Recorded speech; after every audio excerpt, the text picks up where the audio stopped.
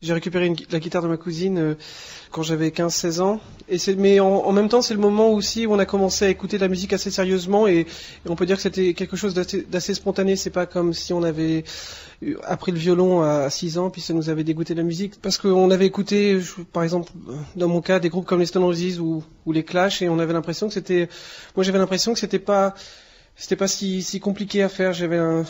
Bon, ça prend quand même pas mal de temps après pour arriver à jouer, mais c'était ça et vraiment une pulsion musicale comme ça.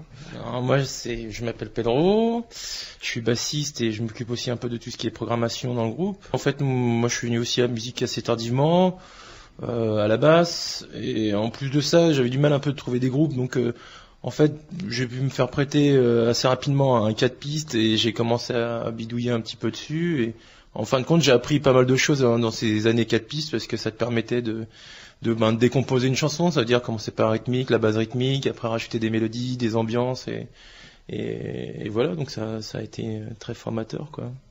Bonjour, moi c'est Médéric. Je fais de la guitare et puis le parcours.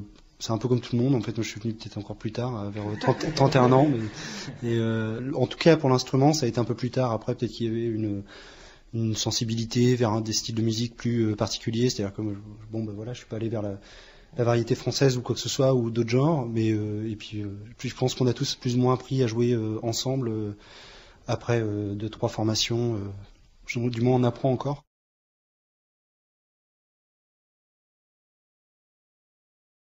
Ça s'est affiné peut-être au fil des années, mais on avait la même envie de mélanger les styles, c'est-à-dire qu'on a toujours eu ce côté, on va dire, assez classique dans l'écriture des morceaux, mais en même temps, on a toujours voulu expérimenter avec des sampleurs. Donc, je me souviens par exemple aussi les premières démos qu'on avait faites avec Pedro. Il y avait un morceau très acoustique sur le premier titre était très acoustique et le deuxième c'était on avait samplé des je sais pas, un Public Enemy ou un truc comme ça, et puis on avait mis des claviers. Donc il y a toujours eu ces deux côtés dans le groupe.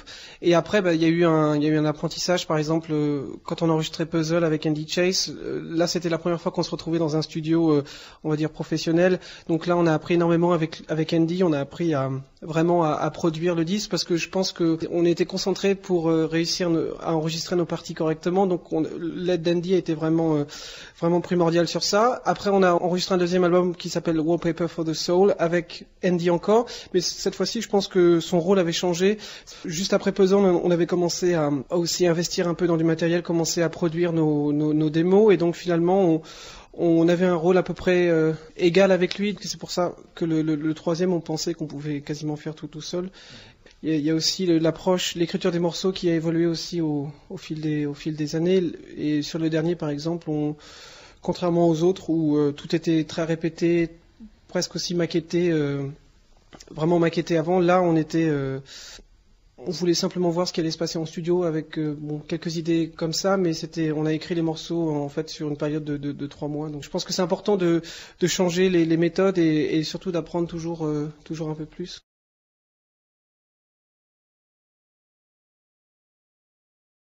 On a un statut assez particulier là-bas. La première raison peut-être c'est la diversité des goûts des Japonais et je pense aussi, on parlait tout à l'heure d'acheter des disques.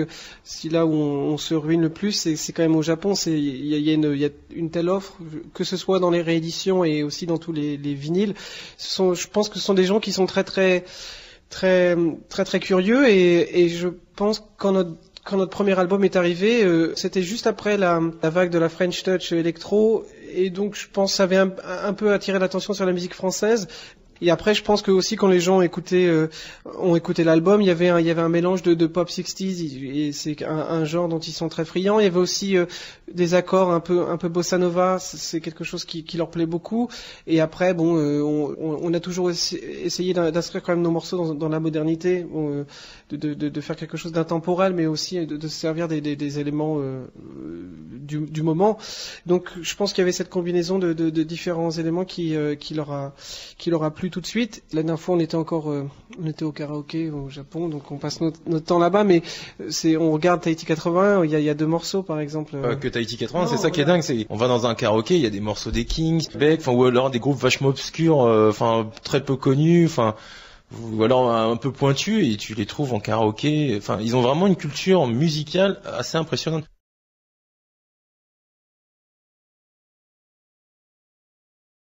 La seule fois où la question s'est posée, c'était au départ, avant d'être signé. Justement, on avait des réponses, on va dire mitigées des labels qui disaient ouais, c'est bien ce que vous faites, mais il faudrait que vous chantiez en français pour passer en radio, parce que sinon ça va pas marcher.